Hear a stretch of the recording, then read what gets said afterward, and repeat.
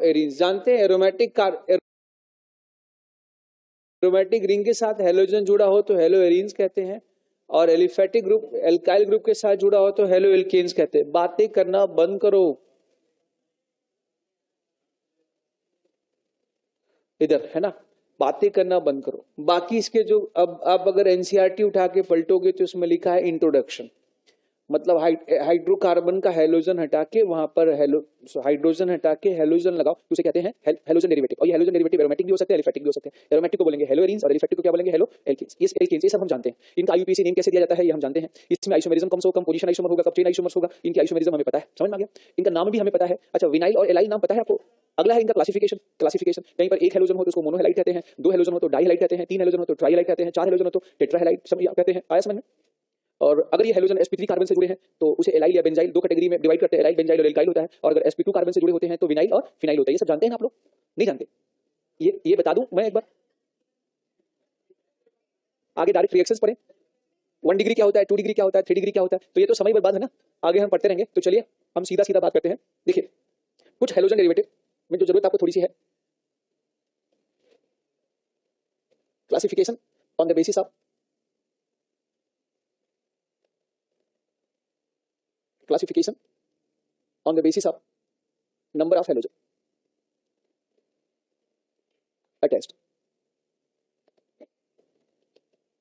ठीक है, एक मोनोहेलाइट, नाम तो सुना होगा आपने, क्लोरोइथेन, क्लोरोप्रोपेन की एक्सेट्रा वगैरह। नंबर 2 डाइहेलाइट, दो हेलोजन CH2 Cl2, इसे कहा जाता है डाइक्लोरोमीथेन। क्या कहते हैं, DCM, डाइक्लोरोमीथेन। अच्छा, दो हेलोजन अगर एक ही कार्बन पे लगा हो, जानते हैं आप लोग ना, दो हेलोजन एक ही कार्बन पे लगा हो, दो हेलोजन आसपास लगाओ, दो हेलोजन दूर दूर लगाओ, तो इनको डाइहेलाइट कहा जाता है। सेम कार्बन पे लगा हो तो जेमाइनल या जेम कहा जाता है। ठीक है, ये आपका जेम, ये विसिनल या विसिनल, इसे कहते हैं आइसोलेटेड। जो ना जेम हो ना विसिनल हो, डाइहेलाइट हो, उसे क्या कहते हैं हम लोग बताओ, आइसोलेटेड डाइहेलाइट। मतलब दोनों दूर दूर है। जेम में अगर दोनों हेलोजन किनारे है तो बोलेंगे टर्मिनल जेम डाइहेलाइट, और अगर बीच में है तो बोलेंगे नॉन टर्मिनल जेम डाइहेलाइट। ठीक है, बाकी विसिनल डाइहेलाइट आप जानते हैं। ठीक है, ये तो खैर इसमें ये जो यूज होता है ये रिएक्शन में it is used as solvent generally, और कुछ कंपाउंड बनाने के काम में भी आता है। ट्राइहेलाइट आप जानते हैं जो यूज का है आपके, वो आपके बहुत काम का यूज है। ट्राइहेलाइट डॉक्टर लोग भी इसका यूज करते हैं, गुंडे बदमाश भी यूज करते हैं, है ना। हाँ, अब जो भी आप समझे ना, ट्राइहेलाइट में अगर एक ही कार्बन, देखो तीन हेलोजन लगा हो और एक ही कार्बन से, इसका नाम है ट्राई हेलो मीथेन। इसका कॉमन नेम होता है हेलो फॉर्म। हेलो फॉर्म जानते हैं ना आप लोग। अब हेलो फॉर्म में CHF3 भी हो सकता है, CHCl3 भी हो सकता है, CHBr3 भी हो सकता है, और CHI3 भी हो सकता है। अच्छा, ये एक प्रकार से PG है, ये आपका स्वीट स्मेलिंग लिक्विड है। पूरा लिखो क्या, स्वीट स्मेलिंग लिक्विड। कभी सुना आपने दुनिया में से सुना है कभी? अच्छा, दुनिया में से क्लोरोफॉर्म नाम से जानते हैं क्लोरोफॉर्म जानते हैं ना आप लोग। ओके, इसका यूज वैन है जी। इसको ब्रोमोफॉर्म होता है, डॉक्टर बन गए तो भी यूज करेंगे, नहीं बनेंगे तो ऑटोमेटिक यूज करना पड़ जाएगा। और इसका नाम है हाइड्रोफॉर्म। यही कोटा में एक इंसान था जो है बड़े अच्छे घर का था, क्रिकेट में सट्टा वगैरह लगाता था, बहुत करोड़ों रुपए उसके ऊपर खर्चा हो गया। फिर उसने किसी मतलब यही कोचिंग के एक डायरेक्टर थे, उनके टीचर थे, उनके बेटे की किडनैपिंग का प्लान बनाया था उसने जो यहाँ पे। ये 2014 में रुद्राक्ष हत्याकांड आपने सुना होगा, जो कोटा के रहने वाले होंगे जानते हैं। रिकॉर्डिंग हो रही, बात करेंगे। ये फ्लोरोफॉर्म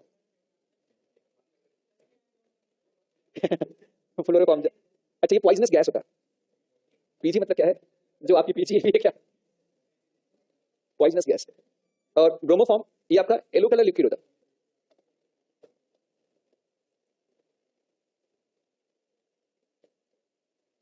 और हाइड्रोफॉर्म जो होता है ये येलो कलर सॉलिड होता है। ये सुनते रहो, ये आगे काम आता है, पूछा जाता है। सॉलिड है, ये सॉलिड नहीं, सॉलिड है ना, सॉलिड समझिए। ऐसे स्पेलिंग पे ध्यान नहीं दीजिएगा, है ना, क्वालिटी पे ध्यान दीजिएगा, स्पेलिंग पे और राइटिंग पे ध्यान न दें। तो ये अच्छा, इनका यूज क्या होता है, जो हाइड्रोफॉर्म होता है इट्स एंटीसेप्टिक, और ये भी एंटीसेप्टिक होता है। और ये it is use for kidnapping, anaesthesia, बेहोशी की दवा। ये पहले यूज होता था, अब नहीं होता, ये इस पे बैन है। अब डॉक्टर लोग यूज नहीं करते, अब ये दूसरे जगह यूज होता है ना। अच्छा, ये इसका यूज खतरनाक होता है, ये डार्क कलर के एयर टाइट बॉटल में रखा जाता है, क्योंकि अगर ये ऑक्सीजन से इसका कॉन्टैक्ट हो जाता है सनलाइट की उपस्थिति में, सुना है आपने ना, अगर इसका रिएक्शन ऑक्सीजन HNO या हाई टेम्परेचर की उपस्थिति में इसका कॉन्टैक्ट हो गया, सनलाइट और ऑक्सीजन से कॉन्टैक्ट में आते ही इसमें फास्जीन नामक गैस बन जाता है। क्या बन जाता है, फास्जीन। और ये भी एक प्रकार का फास्जीन, ये पॉइजनस गैस। पॉइजनस गैस होता है ना। तो ये इसीलिए इसका यूज हुआ है। एक्चुअली जब पहले डॉक्टर यूज करते थे तो एक बार यूज करने के बाद वो बॉटल फिर फेंक देते, क्योंकि एक बार अगर कैप उसका ओपन हुआ तो पक्का उसमें एयर आ जाएगा, और अगर सावधानी से यूज नहीं किया जाए तो पॉइजन गैस, फिर किसी को एनेस्थीसिया दे रहे उसके साथ में पॉइजन गैस भी दे दिया उसको, गया। उसने क्या किया था, जो यहाँ पे किडनैपिंग को अंजाम दिया था, छोड़ जाने बाद में बात है। हमारे जानने वाले साइंटिस्ट आईटी मुंबई से, बंसल में टीचर थे, ऑर्गेनिक के टीचर थे, और यहाँ से पढ़ाई किया था आईटी कानपुर से, एमटेक किया था। तो जो लोग एमटेक एमएससी पीएचडी किए होते हैं और जो जैसे नेशनल साइंस कांग्रेस के मेंबर्स वगैरह होते हैं, तो उनको लाइसेंस होता है, किसी भी चीज को मंगा सकते हैं। जैसे हम लोग रिसर्च कर चुके हैं ना, तो हम लोग के पास लाइसेंस होता है, तो हम किसी भी चीज को मंगा सकते हैं उसमें। उन्होंने क्या कि उस बंसल के नीचे किताब की दुकान थी, अंकुर पांड्या, इसी बिल्डिंग उसका घर है, इसी बिल्डिंग में घर था वो जो बगल में है ना। तो उसने क्या, उसके ऊपर वो बिगड़ैल था बाप का बच्चा, उसने क्या क्रिकेट पे बहुत सारे सट्टा लगा लगा लगा के जो है वो करोड़ों रुपए उसके ऊपर कर्जा दे, और उसने सोचा कर्जा नहीं पाएगा, कैसे लोगों का प्रेशर था। तो फिर उसने सोचा कि टीचर है, कोचिंग के डायरेक्टर है, उनकी बेटी को किडनैप करते हैं, तो वहां से 2-4-5 करोड़ मिल जाएगा, फिर हम उससे जो है कर लेंगे। इसका जो स्टेटमेंट था जो हम लोगों ने सुना था पेपर में, वो यही सुना था। उसने जो किडनैपिंग करने गया था वो रॉन्ग बच्चे को क्या कहता, रेकी किया। उनके घर के सामने पार्क था, वहां पे जाकर रोज बैठना, रोज देखना, रोज रेकी करना, और गलती से उसी के घर के बगल में एक मैनेजर थे, बैंक मैनेजर, उनके बच्चे को किडनैप कर लिया। रोज उसको टॉफी देता था, बेलता था, खेलता था, क्रिकेट खेलता था, टॉफी देता था। तो बच्चा क्या फीमेल हो गया कि अंदर तो रोज टॉफी खिलाते। एक दिन रात को टॉफी बेटा नहीं है, चलो बेटा गाड़ी में तुमको टॉफी वहां से देते। तो जैसे गाड़ी में बैठाया और गाड़ी में उसने हैंकी में जो क्लोरोफॉर्म सुंघा को कर रखा था, उसको सुंघा दिया, और फिर वो बेहोश हो गया। तो फिर उसको डिग्गी में वापस डाल दिया। इसके बाद चला गया, मेला देखा, रात को 10 बजे 11 बजे तक फिर अपने परिवार को घर छोड़ा, फिर इसके बाद वापस गया अपने दूसरे फ्लैट में, उसको रखा। तब तक इधर हड़कंप मच चुका था, हड़कंप मच चुका था। तो ये पता चला कि रात को घर के आसपास एक जो है कार अक्सर वहां दिखी गई है, निशान माइक्रा कार, व्हाइट कलर की। तो अब लोग निशान माइक्रा कार व्हाट्सएप पे तुरंत डालिए कि संदिग्ध आदमी के पास निशान माइक्रा कार, और उसके पास उसने व्हाट्सएप ग्रुप पे तुरंत समझ गया, बहुत सारे ग्रुप में मैसेज आ गया। अब सोच डर गया, सोचा कि तो फंस जाएंगे, अब तो मारे जाएंगे। उसने जो क्लोरोफॉर्म सुनाया था, शायद उसने बहुत देर तक वो रुमाल बाहर रख दिया था, तो ऑक्सीजन के कांटेक्ट में आ चुका था, तो उसमें पॉइजन गैस भी बन चुका होगा। तो वो लड़का जो है फिर वो ज्यादा सुनाने की वजह से और पॉइजन गैस की वजह से या तो वो डेड हो गया था, या तो बहुत ही ज्यादा वो कोमा में चला गया था, वो सोचा मर गया। फिर रात को 3 बजे गया, उसको वहां से नहर में फेंक दिया, पानी का नहर था, उसमें डूब के चला गया। जो आगे काफी मतलब दूर बाद उसको लोग निकाले, फिर वो पकड़ाया, बाद में बहुत पकड़ाया। अच्छा, पुलिस की गलती क्या थी, जब निशान माइक्रा कार जो थी पता, निशान माइक्रा कार पता की गया, तो लोगों की निशान माइक्रा कार कोटा की तुरंत पता कर ली गई कहाँ कहाँ है। तो ये भी पता चला कि यहाँ पर भी निशान माइक्रा है। यहाँ पर लोग आए और बिना कार की डिग्गी खोले उसको बोलते नहीं यहाँ कुछ नहीं, अगर डिग्गी खोले होते तो मिल गया होता। तो शिकू अभी वो उम्र क्या थी, ये फांसी पता नहीं ऐसी कुछ है। हाँ? हाँ? इसको भेज दे, क्या चेंज करते हैं। लेकिन लाइफ में शॉर्टकट कभी सफलता नहीं मिलती, कभी भी आप शॉर्टकट में सफलता नहीं मिलती। पैसे शॉर्टकट में ना कमाएं, इतना कमाएं आपके माँ बाप आपकी खुद की लाइफ को समाज में सर उठा के जी सकें, बस इतना पैसा जरूरी होता है। एक लिमिट के बाद भी पैसा जरूरी नहीं होता। और इस कोरोना ने दिखा दिया कि सबसे ऊपर ताकत क्या है, ऊपर वाले की। सीरिया में आप तुर्की में देखो, तुर्की में देखो लाखों लोग मर चुके हैं। वो तो दिखा रहा है कि डेटा उनके पास 30,000 का आया है, लेकिन लाखों लोग बिल्डिंगों में दबे हुए हैं, और वहां पर सड़न पैदा हो चुकी है और बहुत सारी प्रॉब्लम्स क्रिएट हो रही है। तो यार चलो ठीक है, गलती मत करना। तो ये समझ ना, ट्राई हेलो कंपाउंड्स बोलो। अच्छा, क्लास दूसरा हो गया कि एक था classification on the basis of carbon halogen bond. ये भी बता ही देता हूं एक बार, पता नहीं आप लोग रिवीजन हो जाएगा, आप रिवीजन करेंगे नहीं करेंगे। Classification on the basis of, जब मैंने ये समझ के कि आपको पढ़ाया कि आपको आता होगा, तब तक आप लोग लाइब्रेरी भाग गए हैं ना।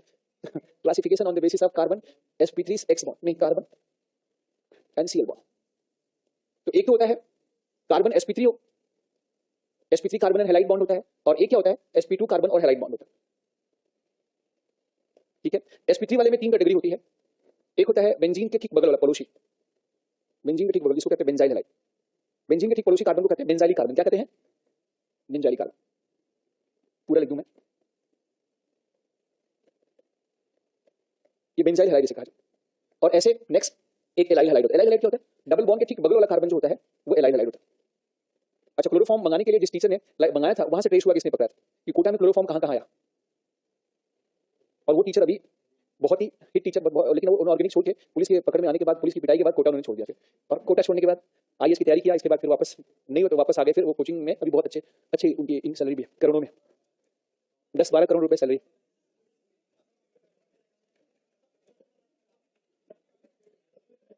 अच्छा, जिस ग्रुप में वो थे उस ग्रुप में हम सब भी थे। एक एक एक व्हाट्सएप ग्रुप था, जब पता चला कि उनको पुलिस उठा के ले गई तो सब फटाफट ग्रुप छोड़ के भाग गए लेफ्ट।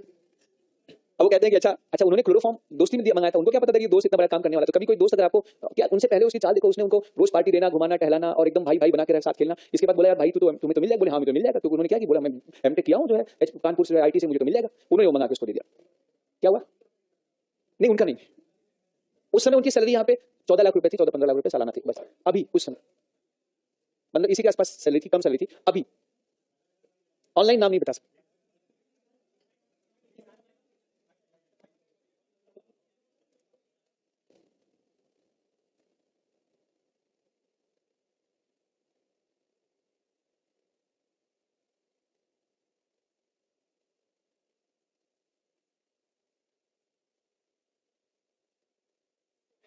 हो गया अभी जो, चलो ठीक है, इधर क्या हुआ, क्या चीज?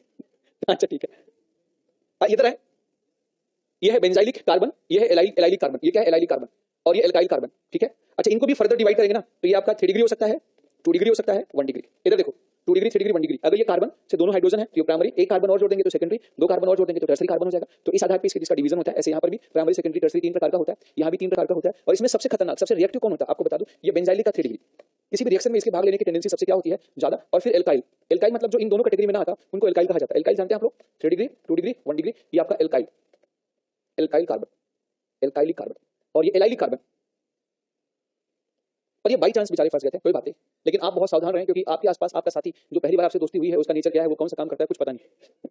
एलाइलिक कार्बन अभी नहीं, जब आप मेडिकल कॉलेज में जाएंगे ना, अभी मेडिकल, मेरा एक स्टूडेंट था, अभी वो आईटी में पढ़ रहा है। मेरा एक स्टूडेंट था, वो आईटी मुंबई में पढ़ रहा है। उसके एक दोस्त, उसके साथ में, उसके ग्रुप में एक दोस्त ने मतलब सुसाइड कर लिया। और वो सुसाइड कर लिया जो भी कारण से। अब इसके बाद में लोग ये समझ के कि प्रमोट इन दोस्तों ने किया या दोस्तों से प्रमोशन की वजह से उसको महीने भर जेल में बिताना पड़ा। अभी ये एल्काइलिक कार्बन, ये एलाइलिक, ठीक है,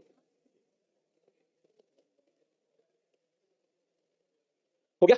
इधर देख, अच्छा सुनो, अगर ये sp2 कार्बन से जुड़ा है तो एक का नाम होता है बेंजीन से जुड़ा है, जिसको बोलते हैं फिनाइल हैलाइड। क्या कहते हैं, फिनाइल हैलाइड। और अगर डबल बॉन्ड से, सिंपल डबल बॉन्ड से जुड़ा है तो उसे विनाइल हैलाइड कहते हैं, विनाइल हैलाइड।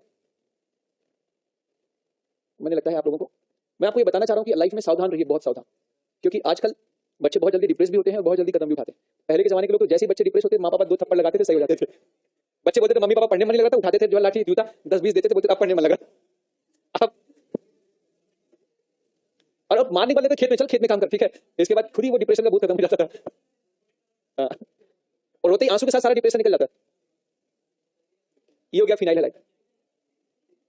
अच्छा, तो ये बताइए, ये यहाँ पर ये कुल कितने हैलाइड हो गए, तो ये आपका बेंजाइलिक, ये एलाइलिक, ये एल्काइल। कभी भी याद रखना, अगर बेंजाइलिक हैलोजन होता है ना, SN1 SN2 जो होता है, ये सबसे आगे होता है। उसके बाद एलाइलिक होता है, फिर एल्काइलिक होता है, फिर विनाइल होता है, और फिनाइल सबसे कम रिएक्टिव होता है। ये नॉर्मल टेंपरेचर प्रेशर पे रिएक्शन नहीं करता, ये निकलता ही नहीं यहाँ से, क्योंकि ये बॉन्ड क्या होता है, मजबूत, तो लीस्ट रिएक्टिव। अगर हम रिएक्टिविटी की बात करें तो ये बेंजाइलिक सबसे ज्यादा रिएक्टिव होता है, उसके बाद एलाइलिक होते हैं, फिर एल्काइलिक होते हैं, फिर विनाइल होता है, फिर फिनाइल होता है। तो अगर कहीं पर मान लिया 2 हैलोजन उपस्थित हो और किसी एक बाहरी विदेशी को रिएक्शन करना हो, और वो एक विनाइलिक हो और एक एल्काइलिक हो, तो एल्काइलिक को रिएक्शन करेगा। एक एल्काइलिक हो, एक बेंजाइलिक हो, एक ही हैलोजन से रिएक्शन करना हो तो इससे रिएक्शन करेगा। आगे अब हम इसके बारे में आगे जानेंगे। अच्छा, आपको बताऊं, इनके बॉन्ड को तोड़ने के लिए एनर्जी भी लगती है, एनर्जी ऑफ होमोलिसिस या एनर्जी ऑफ हेटेरोलिसिस। कोई पूछे कि किस बॉन्ड को तोड़ने में एनर्जी कम लगेगी, तो इन बॉन्ड को तोड़ने के बाद रिजल्ट स्टेबल होता है कि ये बॉन्ड अपने आप टूट जाते हैं। तो इनकी एनर्जी ऑफ होमोलिसिस हो, एनर्जी ऑफ हेटेरोलिसिस हो, एनर्जी ऑफ बॉन्ड डिसोसिएशन हो, वो सबसे कम होता है। और इनकी एनर्जी जो होती है सबसे क्या होती है, ज्यादा। Bond enthalpy, bond energy, energy of homolysis, energy of heterolysis सबकी बात किया जाए तो ये सब में क्या होती है, इनकी एनर्जी सबसे कम होती है, क्योंकि टूटने के बाद जो रिजल्ट होता है वो सबसे स्टेबल होता है। तो अगर हम यहाँ पर बॉन्ड डिसोसिएशन एनर्जी की बात करें, बॉन्ड डिसोसिएशन एनर्जी, अब ये एनर्जी ऑफ होमोलिसिस भी हो सकता है और एनर्जी ऑफ हेटेरोलिसिस भी हो सकता है। एक बार कुछ बच्चे सवाल पूछ रहे थे, एनर्जी कैसे डिसाइड करेंगे, रिजल्ट से डिसाइड करेंगे। जैसे मान लिया किसी काम को आपके करने की इच्छा नहीं है, वो काम पेरेंट्स आपसे करवाएंगे तो वो ज्यादा एनर्जी लगानी पड़ेगी, और किसी काम को आपको करने की इच्छा है तो पेरेंट्स को एनर्जी कम लगाना पड़ेगा, आप अपने आप काम करेंगे। तो किसी भी बॉन्ड की एनर्जी, सोना हो, खेलना हो, जैसे आपको पेरेंट्स बोले कि बेटा खेलने जाओ तो फिर तुरंत भाग, बेटा पढ़ने जाओ वहां पर इस कमरे में, तो थोड़ा स्लो जाएंगे, है ना, ये फर्क होता है। हमारे यहाँ भी बेटा मेरा ऐसे ही करता है, बड़ी एनर्जी लगानी पड़ती है। कल पीटीएम था, मैं गया तो उसके पीटीएम में तो मैडम शिकायत कर रही थी कि बेटे का जो है कंसंट्रेशन लेवल जो है अभी कम है, वो कभी इसको मतलब टच करता है, कभी उसको टच कर देता है, कभी ये डिस्टर्ब कर देता है, कभी उसको। मैंने कहा अभी मैडम रहने दीजिए, मैं सुधरता हूं। मैंने कहा जी, इसको अभी तो 7th क्लास में है, अब बदमाश तो इतना है कि उसको क्लास 1 में प्यार हो गया था। Energy of homolysis, energy of heterolysis of RX bond. अच्छा, मेरे द्वारा बोले गए शब्दों का किसी जीवित या मृत व्यक्ति के साथ डायरेक्ट कोई संबंध नहीं है, और ऐसा है तो मात्र संयोग है, ठीक है। एनर्जी ऑफ होमोलिसिस या एनर्जी ऑफ हेटेरोलिसिस हट जाता है क्या सब? अरे धन्यवाद बहुत। Energy of heterolysis of RX inversely proportional to, तब तो मैं बोल सकता हूं energy of heterolysis, energy of heterolysis of RX bond inversely proportional to stability of R plus.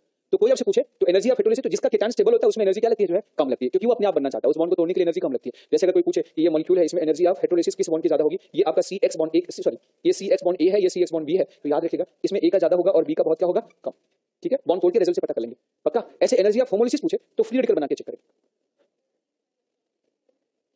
अगर क्वेश्चन में लिखा जाए, देखिए ये अगर हेल्पर की उपस्थिति में होगा, हाई हीट इलेक्ट्रिसिटी लाइट और पेरोक्साइड, तब तो होमोलिसिस होगी बेटा, और अगर वो नहीं है तो हेटेरोलिसिस होगी। तो अगर होमोलिसिस पूछा जाए तो वहां पे हम कैसे बताएंगे, फ्री रेडिकल की स्टेबिलिटी से बताएंगे। हेटेरोलिसिस पूछे तो किससे बताएंगे, केटायन की स्टेबिलिटी, क्योंकि हेटेरोलिसिस में आयन पेयर केटायन एनायन बनते हैं। देखो अगर इसमें प्रीफर कैसे होगा, कंडीशन पर डिपेंड करता है। जैसे यहाँ पर helper high heat electricity peroxide और रेडिकल्स ये नहीं होंगे तो यहाँ पे हमेशा हेटेरोलिसिस होना चाहिए। लेकिन आप हाई हीट ले लो या इनका रिएक्शन किसी फ्री रेडिकल की उपस्थिति में कराओ, समझ में आ गया, या इलेक्ट्रोलिसिस वगैरह होती है जहाँ पे, तो वहाँ पर होमोलिसिस होगा। प्रीफर यहाँ हेटेरोलिसिस होगा, क्योंकि ये कार्बन हाइड्रोजन के बीच में जो बॉन्ड है वो ये हेटेरोलिटिकली टूटेगा। होमोलिसिस अक्सर वहाँ प्रीफर होती है जहाँ इलेक्ट्रोनेगेटिविटी लगभग क्या होती है, सेम होती है, ठीक है। चलिए अब हम आगे बात करते हैं। अब ये एल्काइल हैलाइड के बारे में इंट्रोडक्शन जान गए ना। अब ये एल्काइल हैलाइड बनते कैसे हैं? वैसे एल्काइल हैलाइड का बनाना कठिन काम है। एल्काइल हैलाइड का बनाना क्यों कठिन काम है? क्योंकि एल्काइल हैलाइड बनाने के लिए क्यों क्यों कठिन काम, कौन बताए? जैसे हम कहीं एल्काइल हैलाइड बनाना चाहें तो ये कठिन काम इसलिए होता है क्योंकि अगर किसी भी लिविंग ग्रुप को हम निकालेंगे यहाँ पर हेलोजन द्वारा, हेलोजन रिएक्शन करे और इस लिविंग ग्रुप को यहाँ से बाहर निकाल दे, तब तो इसके बनने के चांसेस होते हैं। तो ये काम कठिन इसलिए होता है कि ये जो हेलोजन होता है ये वीक न्यूक्लियोफाइल होता है, ये वीक बेस होता है ना, और ये अच्छा लिविंग ग्रुप होता है। ये इसकी अटैकिंग टेंडेंसी थोड़ी क्या होती है, कम होती है। और जनरली जो लिविंग ग्रुप है, जैसे अगर आप यहाँ एल्कोहल ले लें, एल्कोहल का X- रिएक्शन कराएं तो रिएक्शन ही नहीं होगा। यहाँ पर आप NH2 ले लें तो NH2 ताकतवर होता है, ये भी रिएक्शन नहीं होगा। यदि आप यहाँ पे OR ले लें, OR का X- रिएक्शन कराएं तो भी रिएक्शन नहीं होगा। क्यों नहीं होगा? क्योंकि ऑलरेडी इनके कंपेयर में क्या होते हैं, स्ट्रॉन्ग। जैसे आप कोई और लिविंग ग्रुप ले लें, आप ROAC ले लें, X- से रिएक्शन कराएं अपने आप तो भी रिएक्शन नहीं होना चाहिए। क्यों? क्योंकि जो निकलने वाले ग्रुप है ये स्ट्रॉन्ग है और अटैकर कमजोर है। क्योंकि हेलोजन सबसे वीक न्यूक्लियोफाइल और वीक बेस होते हैं, क्योंकि ये पीछे होते हैं। बोलो बेटा। तो इसीलिए बहुत कठिन होता है एल्काइल हैलाइड का फॉर्मेशन। एल्काइल हैलाइड के फॉर्मेशन के लिए कोई स्पेशल तरीका यूज होता है, वो लिखा गया है यहाँ पे। तो एल्काइल हैलाइड का बनाना कठिन होता है। देखो हम डायरेक्ट रिएक्शन कैसे कर सकते हैं, HS के साथ रिएक्शन करके जिंक क्लोराइड की उपस्थिति में बना सकते हैं। NaBr के साथ रिएक्शन करेंगे पर साथ में H2SO4 लेना पड़ेगा। PX3 के साथ रिएक्शन कर सकते हैं, PCl5 के साथ कर सकते हैं, रेड फास्फोरस H2 के साथ करते हैं और SOCl2 के साथ करते हैं। तो इनके साथ करने पर ही एल्काइल हैलाइड का फॉर्मेशन होता है। और यहाँ से एक क्वेश्चन 100% हमारे एग्जाम में आता है। इतने रिएक्शंस में से एक क्वेश्चन 100% हमारे एग्जाम में आता ही आता है। ठीक है, तो चले हम लोग पढ़ें आगे। सबसे पहले रिएक्शन, हाँ मतलब formation, direct formation of halide is tough. Direct formation of halide is tough.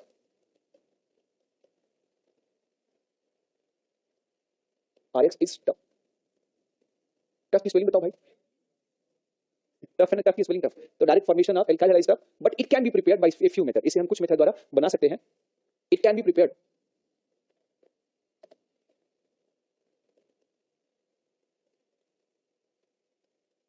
By following method.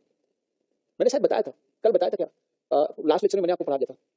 ठीक है, वो चार्ट यहाँ पर आप लिख सकते हैं। अब उसमें कौन कौन सा मेथड है? नंबर 1 रिएक्शन विद, मैं PX3 कराता हूं। PX3 reaction of alcohol with PX3 के साथ रिएक्शन का एल्कोहल का जब रिएक्शन कराते हैं ना, तो ये माना गया एक्सपेरिमेंटल डेटा क्या था, मैं नहीं बोल रहा। और किसी ने कोई रिएक्शन होते हुए देख नहीं पाता, किसी के अंदर ऐसा कोई गैजेट नहीं है कि वो रिएक्शन में जाके देखे कि कैसे रिएक्शन होता है। रिजल्ट जब होता है तो जब भी टाइडल कार्बन पे अटैक हुआ है तो कॉन्फिगरेशन हमेशा उल्टा मिला, इसमें रिएजमेंट नहीं हुआ है। तो इसे ये कहा जाता है कि PX3 का रिएक्शन हमेशा जो है, PX3 का रिएक्शन अगर एल्कोहल से कराते हैं तो ये SN2 मेथड द्वारा होता है। ये रिजल्ट प्राप्त के आधार पर बताया गया। ठीक है, तो जब 3 एल्कोहल के मॉलिक्यूल एक PX3 के साथ रिएक्शन करते हैं तो 3 RX बनते हैं और H3PO3 बनता है। ये रिएक्शन SN2 मैकेनिज्म द्वारा होता है। PX3 के स्थान पे हम क्या ले सकते हैं, PCl3 और PBr3 ले सकते हैं। या इसके स्थान पे हम और क्या ले सकते हैं, हम जो है PX3 के स्थान पे एक चीज हम और ले सकते हैं, X2 प्लस रेड फास्फोरस। क्योंकि रेड फास्फोरस और X2 मिलके क्या बनाते हैं, ये PX3 बनाते हैं। 3 X2 और 2 फास्फोरस मिलके 2 PX3 मॉलिक्यूल बनाते हैं ना आप लोग। देखिए अगर आप यहाँ पर 3 X2 का मॉलिक्यूल और 2 फास्फोरस का रिएक्शन तो 2 PX3 मॉलिक्यूल बन सकते हैं। इस बात को याद रखिएगा कि जब भी कभी 3 X2 मॉलिक्यूल 2 फास्फोरस से मिलते हैं तो क्या बन जाता है, 2 PX3 के मॉलिक्यूल्स बन जाते हैं। और ये आपका बनता है, अब जहां पर ये PX3 है वहां पर अगर X2 और 2 फास्फोरस लेंगे 2:3:2 के रेशियो में लेंगे तो यहाँ पर 2 PX3 बन जाएगा और ये वही काम करता है। ये रिएक्शन होता कैसे है मैं बता ही देता हूं आपको। ये अल्कोहल है, थोड़ा सा शॉर्ट करके बता रहा हूं, चलेगा ना? नहीं चलेगा?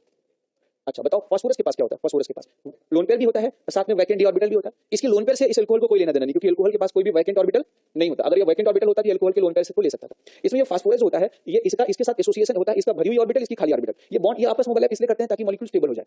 समझ में आ गया? तो ये ऑक्सीजन जो होता है अपना लोन पेयर इस फास्फोरस को डोनेट कर देगा। तो जैसे फास्फोरस को डोनेट करेगा वैसे यहाँ पर कौन सा चार्ज आएगा, माइनस। ये थोड़ा सा फिर जैसे यहाँ माइनस आएगा, एक तो इसका EN कम होता है, इलेक्ट्रॉनिक कम होती है, ऊपर से यहाँ माइनस आएगा, यहाँ से हेलोजन बाहर भाग जाए। फिर ऐसे दूसरा फास्फोरस अटैक करेगा, दूसरा फास्फोरस अटैक करेगा। अब 3 बार लिखने के बजाय मैं एक ही साथ दिखा रहा हूं, आप ऐसे दिखा सकते हैं। ये दूसरा फास्फोरस अटैक करेगा, ये X यहाँ से बाहर भाग जाएगा। फिर इसके बाद क्या होगा, ये तीसरा वाला अल्कोहल यहाँ पर अटैक करेगा और नेक्स्ट X2 यहाँ से। सब सारे SN2 मेथड से जो अटैक होता है ना, किसी भाई ये फास्फोरस पे पॉजिटिव चार्ज है कि नहीं, आप मुझे बताओ। अगर ये 3 हेलोजन इलेक्ट्रॉन खींच रहे हैं अपनी तरफ तो फास्फोरस पर पॉजिटिव चार्ज है कि नहीं है? तो जहां भी लिविंग ग्रुप प्रेजेंट होता है, सामने न्यूक्लियोफाइल होता है, तो वो SN2 अटैक करता है कि नहीं करता? ये पहला अटैक भी SN2 ही है। पहला अल्कोहल SN2 से अटैक करके हेलोजन को भगा दिया, दूसरा अटैक करके हेलोजन को भगा दिया, तीसरा हेलोजन। तो देखते देखते 3 अल्कोहल इस पर अटैक करते हैं और ये तीनों हेलोजन यहाँ बाहर भाग जाते हैं और तीनों अल्कोहल यहाँ जुड़ जाते हैं।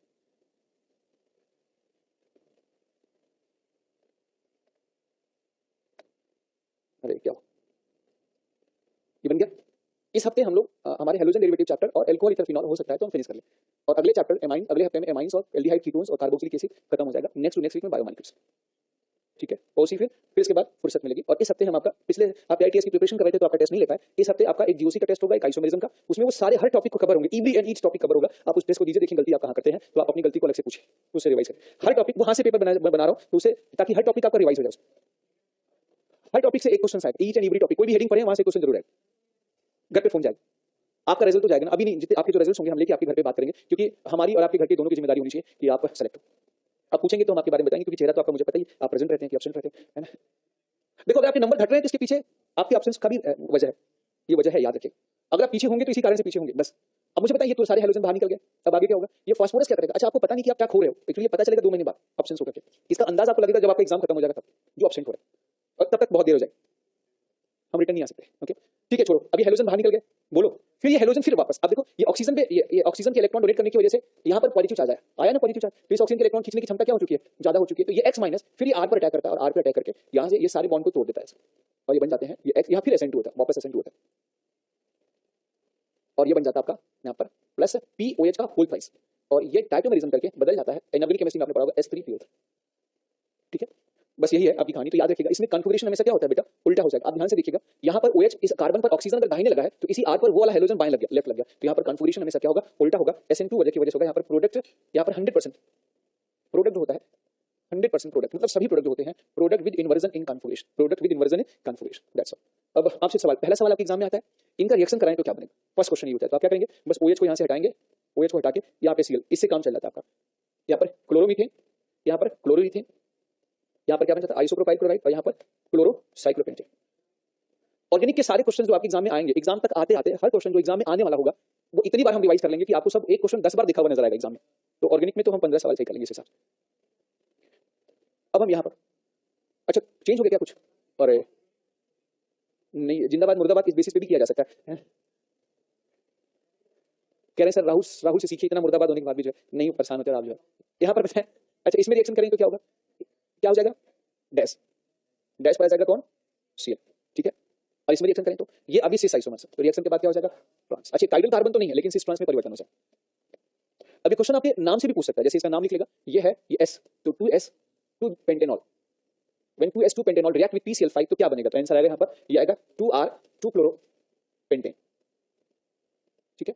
इसी क्वेश्चन को परेशान करना होगा एग्जाम में, तो हम आपसे पूछ सकता है ऑप्शन ए, ऐसी क्वेश्चन जैसे मैं यहाँ पर लिखा, या वेज पर OH रखा, और इसका रिएक्शन हमने PCl3 से करा दिया, ठीक है। और यहाँ पर प्रोडक्ट क्या बना? Option A.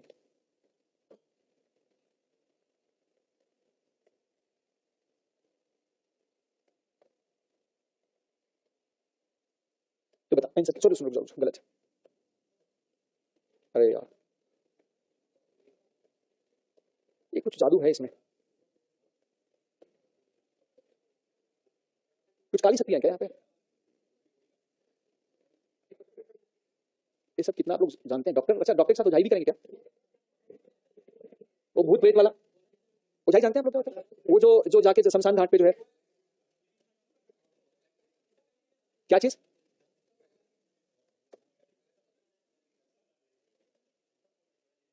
अच्छा इसका रिएक्शन PCl3 से कराएं, यहाँ पर हमें Cl लिखना, तो बताओ इसमें क्या बनेगा? ए, बोलो क्या होगा? अच्छा वेज के स्थान पे डैश, ये यही हमेशा गलत करते हैं। इसमें दो मैंने इंटरचेंज किया, एक तो वेज के स्थान पे डैश किया है, तो जो ग्रुप दाहिने लिखा था उसको बाएं लिखा, इथाइल यहाँ पर बाएं था, मिथाइल दाएं था, वहां पर मैंने इथाइल को दाहिने कर दिया, मिथाइल को, तो एक ही कार्बन पे मैंने दो इंटरचेंज कर दिया, तो एक ही कार्बन पे दो इंटरचेंज होगा तो कन्फिगरेशन सेम हो जाएगा। तो यहाँ अगर जो भी होगा यहाँ भी वही होगा, आप चेक करके देखिए, समझ में आ गया? इसमें कन्फिगरेशन उल्टा होगा, मतलब क्योंकि जाने वाला जो OH है ये 1, इन चारों में, ये कार्बन पर ये CH3, ये कार्बन और ये OH और ये हाइड्रोजन है, इन चारों में OH 1 प्रियार्टी का है, और आने वाला जो Cl है वो 1 प्रियार्टी का होगा, तो जाने वाला भी प्रियार्टी में नंबर 1 है, आने वाला भी प्रियार्टी में नंबर 1 है, तो कन्फिगरेशन उल्टा होना चाहिए पक्का। तो यहाँ पर अगर ये S कन्फिगरेशन है तो आंसर में हमें R मिलना चाहिए था, नहीं तो गड़बड़ हो जाएगा। तो बताइए क्या आंसर होगा इसका? बताओ कौन सा आंसर होगा? बी, या समझ गए? तो इसमें एक बात ध्यान दीजिएगा कि यदि जाने वाला और आने वाला CIP रूल से सेम प्रायोरिटी रखता है तो कन्फिगरेशन पक्का उल्टा हो जाएगा। हाँ, तो यही तो कला, आपको क्या सोचना, कैसे सोचेंगे? PCl5 क्या करता है, ये सोचेंगे इसका कि PCl5 SN2 करता है, SN2 करता है। अब इसमें आने वाला ग्रुप जहां क्या है बताओ? Cl है, जाने वाला ग्रुप क्या है? OH है, दोनों ही इस कार्बन पे जब जुड़ेंगे तो दोनों नंबर 1 होंगे, तो कन्फिगरेशन उल्टा होना चाहिए। अभी एक बार में नहीं सोच पाते, कई बार में आप सोच लेंगे। भाई नियम सीख करके क्रिकेट खेलेंगे हम, जाके ऐसे छक्का मारेंगे तो पहली बार मैदान में नहीं लगा पाएंगे, 2-4 बार 10 बार 100 बार जाएंगे तो अपने आप छक्का लगेगा, ठीक है। आगे बढ़े हम लोग। हाँ क्या ऊपर वाले में ये, हाँ ये, हाँ बताओ।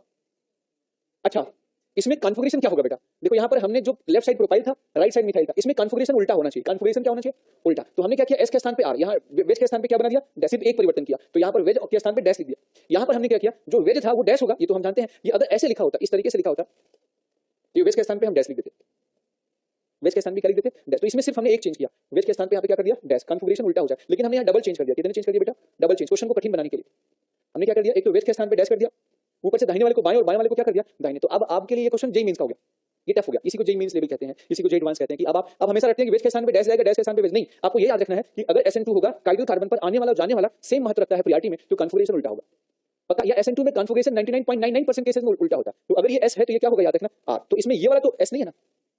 ओके, अगर मैं इसी क्वेश्चन को ऐसे पूछ लेता हूं, सेम क्वेश्चन को यहां पर देखना ध्यान से,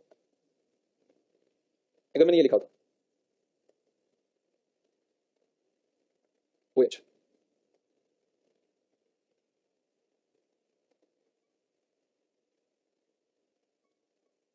सीधा लिखना पड़ेगा ना।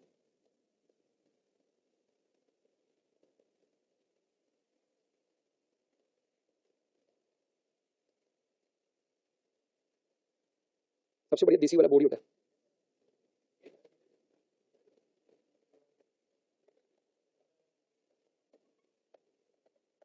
इसी क्वेश्चन को मैं ऐसे पूछता, तो अब आप बताइए कैसे बताते।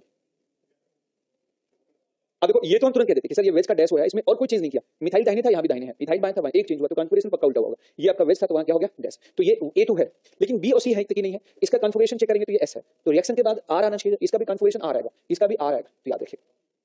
समझ में आ गया। तो इसका आंसर होगा ऑल, सभी इसके बनेंगे, सभी सेम। लिखने के तरीके बदल गए। अब इस ये क्वेश्चन आप पेपर उठा के देखेंगे तो ये क्वेश्चन हो जाता है जे मींस का, जे एडवांस का हो जाता है। लिखने का तरीका चेंज कर दो, क्वेश्चन का लेवल चेंज हो जाता है, बस इतना ही सा फर्क होता है। कंसेप्ट वहां भी वही होता है, आप में भी होता है। चलो ठीक है। अब next reaction with PX5। PX5 के साथ हम रिएक्शन कराते हैं, PX5 के साथ बाद में करते हैं, पहले SOCl2 पे कराते हैं।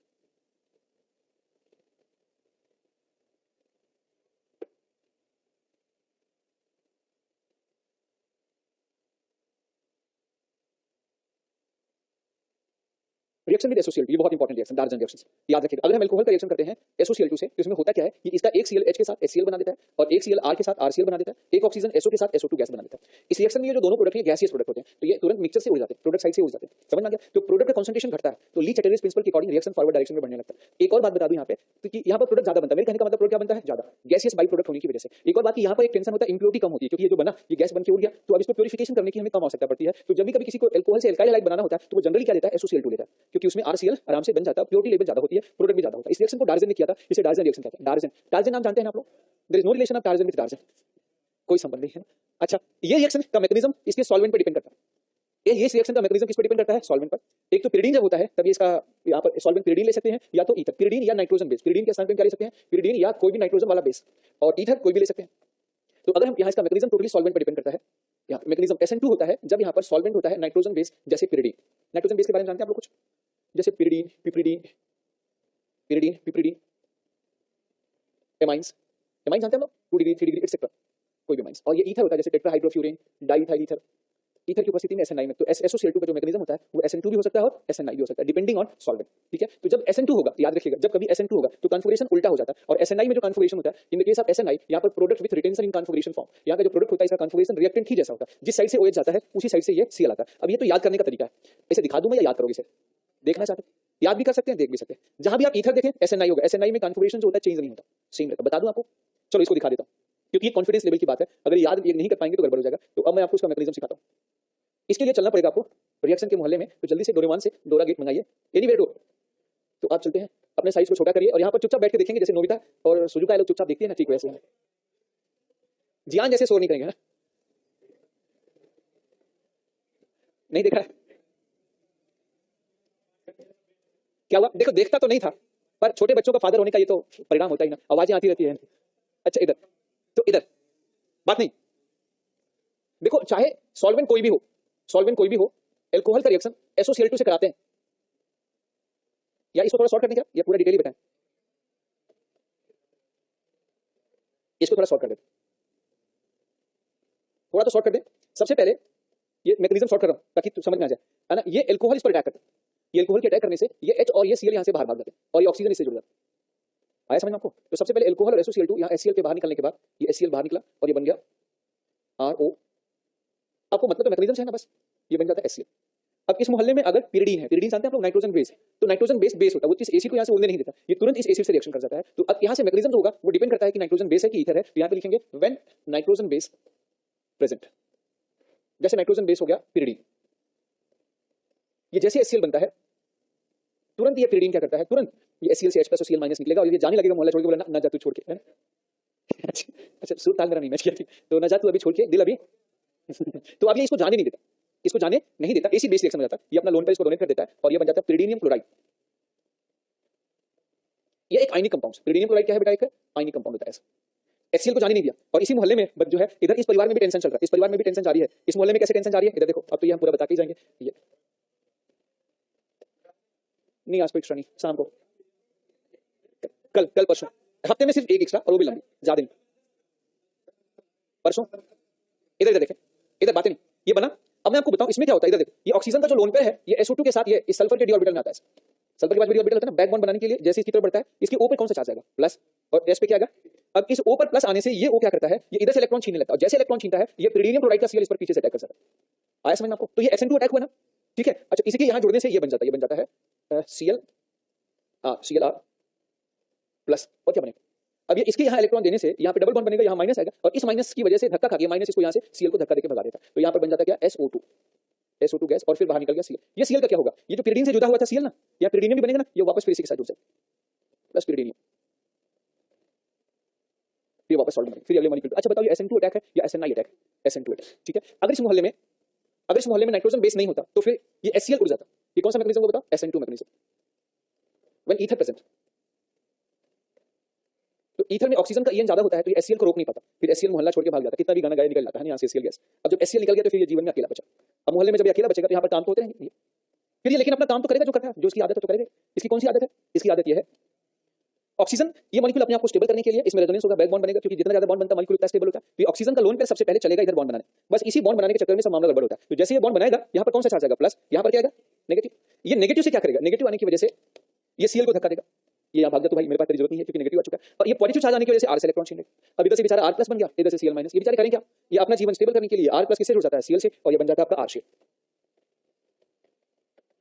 अब यहाँ ध्यान से देखो, इस मॉलिक्यूल में इस मॉलिक्यूल के अंदर ये R पर अटैच ये ग्रुप लिविंग ग्रुप का काम कर रहा है, किसका काम कर रहा है, it working as leaving group, यहाँ पे ये वाला ग्रुप R है, ये पूरा लिविंग ग्रुप का काम कर रहा है, it's working as leaving group, ठीक है। और ये पीछे से न्यूक्लियोफाइल होती है, SN2 अटैक हुआ, दो मॉलिक्यूल रेट ऑफ रिएक्शन को प्रभावित करेंगे, एक ही pyridinium क्लोराइड और एक ये मॉलिक्यूल, ये इसका यही स्लो स्टेप होता है, यही स्टेप क्या होता है, RDS। ये SN2 टाइप का अटैक हुआ नहीं हो, बताओ यहाँ पर क्या होगा, यहाँ पर एक ही मॉलिक्यूल है। दूसरी एक और बात बताओ, एक ही मॉलिक्यूल के अंदर ऑक्सीजन लिविंग ग्रुप का काम कर रहा है और क्लोरीन न्यूक्लियोफाइल का काम कर रहा है, तो मॉलिक्यूल के अंदर ही न्यूक्लियोफाइल है, मॉलिक्यूल के अंदर ही लिविंग ग्रुप है, इसलिए इस रिएक्शन को कहा जाता है intramolecular nucleophilic substitution reaction, SNI reaction. क्या कहेंगे बताओ, SNI, तो इसका नाम। अच्छा कोई पूछता है कि अच्छा बताओ ये रिएक्शन में पहले ये बॉन्ड टूटा था फिर ये बना था, कैसे कैसे हुआ था, तो एक्सपेरिमेंटल प्रूफ के आधार पर बताया जाता है कि जिस वक्त ये इलेक्ट्रॉन इधर जाता है रेजोनेंस में, यहाँ प्लस आता है यहाँ माइनस, उसी वक्त ये सारा खेल शुरू हो जाता है, ये बॉन्ड का टूटना, इस बॉन्ड का टूटना, यहाँ डबल बॉन्ड का बनना, यहाँ बॉन्ड का बनना, ये सब संग संग होता है, ये बाय फॉर्मेशन ऑफ क्या होता है, 4 member cyclic transition state, 4MCT। ये हमने नहीं बोला, किसने बोला, हाँ मेरे ऊपर नहीं अलग लगना चाहिए कि सर आपने बोला था, बताओ कहाँ देखा, हम भी देखेंगे, है ना, हमें भी ले चलो, तो ये ऐसा नहीं चलेगा, ठीक है। तो याद रखिएगा, इसके यहाँ पर माइनस आने से यहाँ पर प्लस आएगा, यहाँ माइनस आएगा, यहाँ प्लस आएगा, ये बॉन्ड ब्रेक हो रहा है पक्का, ये बॉन्ड ब्रेक हो रहा है, और ये वाला बॉन्ड क्या हो रहा है, फॉर्म हो रहा है, और ये reaction it occur by 4MCTS। अच्छा बताओ ठीक 90 डिग्री से, ये वाला बॉन्ड से 90 डिग्री से वो बाहर निकल रहा है, और 90 डिग्री से ही Cl अटैच हो रहा है, ये आपका ये यहीं से इधर से वो बाहर निकल रहा है, और नीचे से ही Cl, तो बताओ डायरेक्शन अपोजिट होगा या सेम होगा। यहाँ पर देखो OH जो जिधर से निकल रहा है Cl एकदम पीछे से अटैक कर रहा है 180 डिग्री से, यहाँ पर ये O जिधर से डिटैच हो रहा है उसी के 90 डिग्री से अपोज कर रहा है, तो मुझे बताओ ये डायरेक्शन सेम होगा या अपोजिट होगा, डायरेक्शन तो सेम होगा ना, फ्रंट से वो भाग रहा है, फ्रंट से ही क्या कर रहा है, अटैक कर रहा है, बस 90 डिग्री का फर्क है, तो यहाँ पर कन्फिगरेशन सेम रहेगा। इस केस में कन्फिगरेशन क्या होता है, सेम। इस मैकेनिज्म को क्या नाम देंगे बताओ, SNI। SNI का फुल फॉर्म क्या होगा बताओ, intra molecular nucleophilic substitution mechanism, और इसमें कन्फिगरेशन क्या होगा, product with retention in configuration form. अभी हमेशा याद रहेगा, कभी नहीं भूलेगा, नाइट्रोजन HCl को जाने नहीं देता, रहता है तो SN2 कर देता है, और जो है नाइट्रोजन नहीं होता तो HCl को ईथर रोक नहीं पाता, क्योंकि ईथर में ऑक्सीजन होता है, ऑक्सीजन जो होता है वो HCl से रिएक्शन नहीं करता, इलेक्ट्रॉन मतलब ईथर उतना ज्यादा HCl को ट्रैप नहीं कर पाता, तो ये आपका कौन सा मैकेनिज्म हो गया, SNI। अच्छा अब मुझे बताइए, पहला सवाल आपसे पूछा जाएगा, फर्स्ट क्वेश्चन, ये SO2 रिएक्शन कराएंगे तो क्या होगा, बहुत सिंपल सी बात है, यहाँ जब काइडल कार्बन है तो दिमाग लगाना नहीं है, OH हटा के हम क्या लगा देंगे, यहाँ पे Cl लगा देंगे, पक्का OH हटा के यहाँ पर हम Cl लगा कर लेंगे आप लोग। नेक्स्ट, इसका छोटा मैकेनिज्म क्या, छोटा मैकेनिज्म एक्चुअली सल्फर और फास्फोरस इनकी पहली पसंद ऑक्सीजन होती है, ये हमेशा ऑक्सीजन को लेके भाग जाते हैं, और होते हुए इस R को एक Cl दे देते हैं, इसको एक Cl दे देते हैं, और बन जाता है RCl, और एक यहाँ पर SOCl2 होना चाहिए, ये गलत लिखा, ये कॉपी पेस्ट का नतीजा पक्का। अच्छा अब आपसे एक सवाल और पूछा जाएगा कि इसका रिएक्शन अगर SOCl2 pyridine है तो मैकेनिज्म बता दो जल्दी से क्या होगा, नाइट्रोजन है तो क्या होगा, SN2, नाइट्रोजन है तो क्या होगा, SN2, अच्छा ईथर है तो क्या होगा, SNI नॉट SNI। अच्छा कुछ न दिया जाए तो भी HCl उड़ेगा, कुछ न दिया जाए तो भी HCl उड़ेगा, तो मैकेनिज्म क्या हो जाएगा, SNI। क्या बोलेंगे बताओ, SNI पक्का। तो यहाँ पर ये अगर वेज पर है मतलब कन्फिगरेशन में ये अगर S है तो यहाँ R होना चाहिए SN2 में, और SNI में कन्फिगरेशन क्या रहता है सेम। इसमें रिएरेंजमेंट वगैरह नहीं होता, रिएरेंजमेंट नहीं होता, क्यों नहीं होता रिएरेंजमेंट है, क्योंकि यहाँ कार्बोकेटायन का फॉर्मेशन ही नहीं होता। तो याद रखिएगा ये इसमें जैसे OH अगर यहाँ पर है तो इसमें कभी भी आप रिएरेंजमेंट कराने की आवश्यकता नहीं है, SOCl2 रिएक्शन कराएं तो SOCl2 कहाँ अटैक करेगा जल्दी से बताओ, बेस एट S, इसी के साथ SNI वाला सॉरी SOCl2 का रिएक्शन क्या हो गया, समाप्त हो गया। ये आपके एग्जाम में 100% आ रहा है, 101%, गाली मत देना ना है बस है।